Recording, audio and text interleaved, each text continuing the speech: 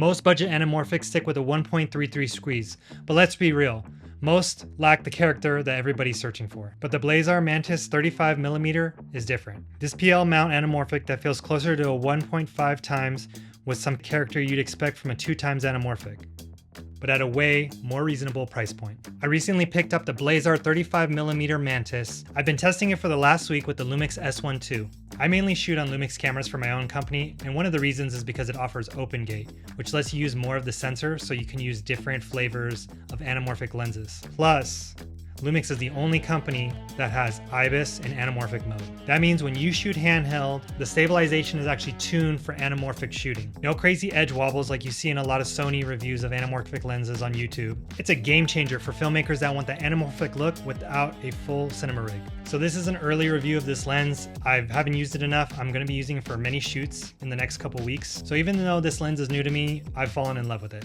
So in this video, I want to go through the build and the handling, from my opinion, which is very unscientific, trust me. Optical design and image character, the image quality, and at the end, I'm gonna give you my verdict and who I think this lens is for, what I wanna do with this lens, and where I think anamorphic's going in the future. And for those of you who are like, what is a 1.33 squeeze, 1.6 squeeze, what does this all mean? But basically, when you stretch an image from an anamorphic lens, it gives it character based off of how the lens is built. But what sucks about that is to get the full character of that lens, you've got to stretch it quite a bit. And for someone who's making 16:9 deliverables, or you're making reels for clients, this is not really practical, but you do want some of that character from that stretched out image. Another issue is a lot of cameras don't have open gate at this moment, and so you don't always get the benefits of different flavors of anamorphic sizes to get more stretching. What's nice about this lens is you can use it on any camera as long as you get a PL mount adapter. So when it comes to build and handling, this lens has an all black chassis and it's got a very professional and low profile. I actually prefer black cinema lenses because I feel like they don't bring as much attention to you in public, or if you're shooting a live event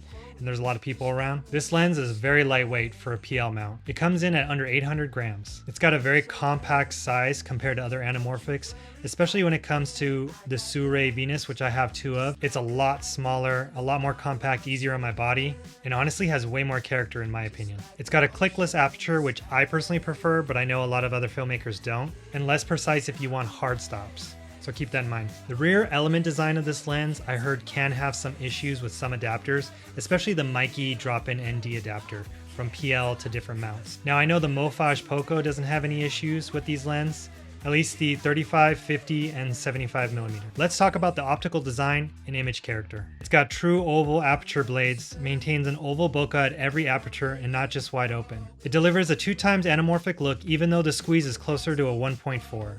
It's got oval bokeh and natural horizontal flares. It's got a lighter neutral silver tone compared to the Sure Venus. It have that bright blue kind of distracting flare that I feel like for professional work sometimes might turn off a client, especially if you're doing like a corporate event, a live event, or maybe even a wedding. For something more narrative and creative, I feel like the blue flares are pretty awesome. It's got minimal focus fall off across the frame, and the Mantises are relatively linear. They don't have much barrel distortion. I'd say the 35mm has the most barrel distortion, and I kind of like that on the wider end.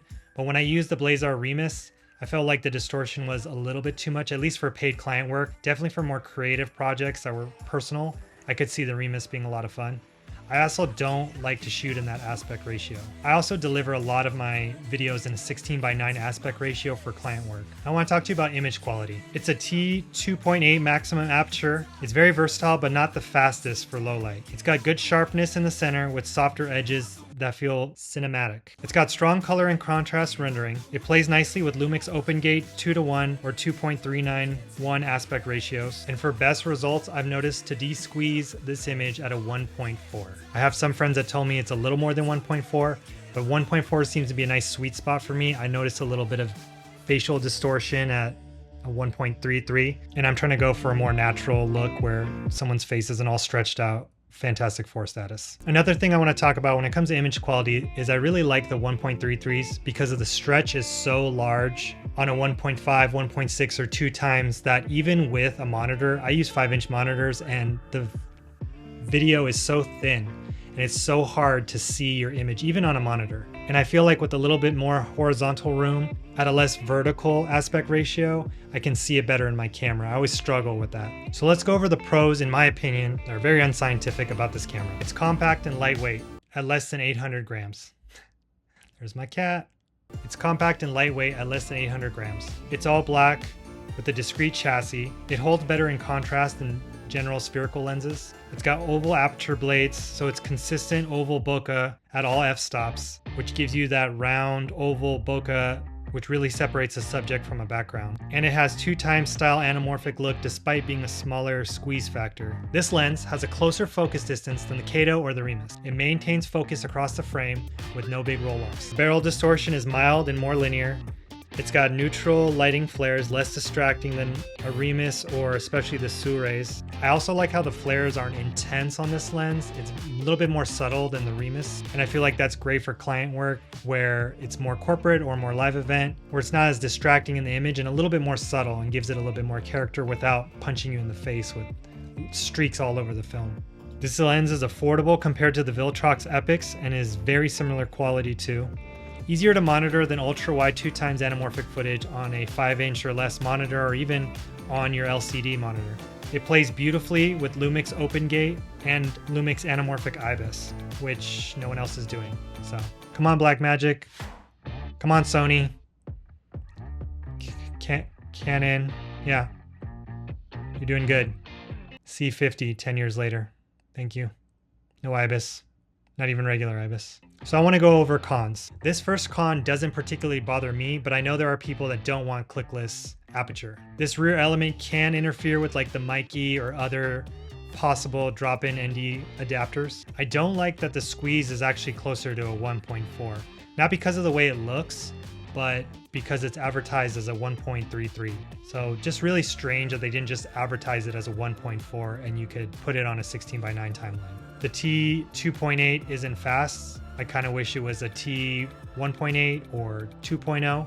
Be nice to get a little bit more speed out of it. Obviously, this is not really a con for this particular lens, but I wish they would make an autofocus version of this lens. I think a Mantis autofocus L mount and E mount would be money. And this might be a con for some. It's not for me, but the 35mm seems to have the most barrel distortion out of all the Mantis set. The main thing I used this lens on over the weekend was for a wedding. I'm seeing a huge trend of people shooting on anamorphics for weddings. As the technology has been advancing and the prices have been coming down, companies like Blazar, companies like Sure are really pushing the envelope to get affordable anamorphic lenses. And with companies like Viltrox who are coming out with innovative adapters that give your PL mount cinema lenses autofocus on any camera system, and Blazar and Sure coming out with anamorphic lenses with built-in autofocus, anamorphics are becoming more and more used in smaller productions. And in this more digital age where everything's becoming more and more cost-effective to have amazing digital cameras, cell phone footage, all with a super clean look to it, I think there'll be a push for more vintage feeling lenses with character that look a little bit different until everyone's doing that, and then everyone's going to go back to clean, boring, precise, clinical of a look. What's great about this lens is it's a PL mount and you can attach it to any camera brand. Any camera body can have a PL adapter. So this is a very versatile lens. This is my first PL mount that I've owned.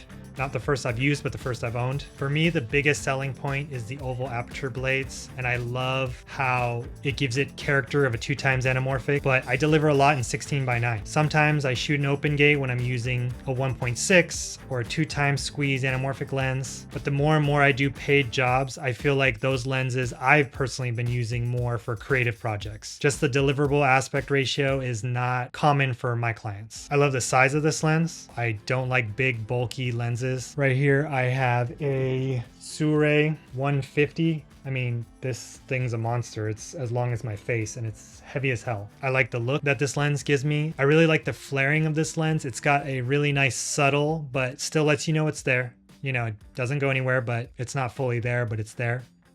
You know what I mean? It's like enough to make you feel like the image is a little dirtied up and has some character to it. And I like the build quality. This thing is sexy. I mean, look at this thing. I think this is a huge step for Blazar, and I think it's going to push other camera companies to make more anamorphic lenses that are fitting for a normal 16:9 image. I feel like even with OpenGate, getting that extra resolution is incredible and some of that extra width and height, but realistically, who knows when Sony's going to get OpenGate. So for my Sony fanboys out there, I think it's great to have something with anamorphic character by 16:9. And honestly, most clients are getting deliverables that are 16:9. So literally as I'm filming this video, the Blazar Mantis 75mm just came in, and I'm gonna do a little ASMR for the freaks out there that want to hear me opening this package.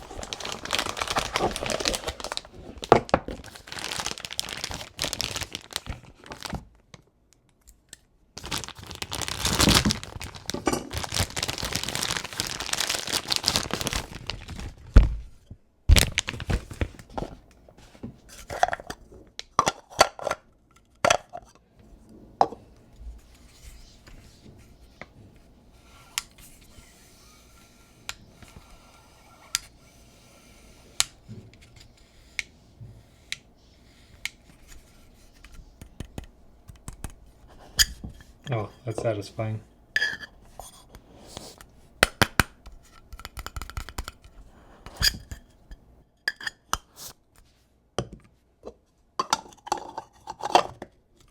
Thanks for watching this week. I know my video came out a little late this week, but it's been extremely busy. We're in the middle of our season, and I appreciate you stopping by and taking a look. Like always, please like and subscribe. If you have any questions or you want me to test anything, let me know in the comments below. And for my next few shoots, I get to test out the 75mm Mantis. So I'm super excited about that. So like and subscribe, and till the next time.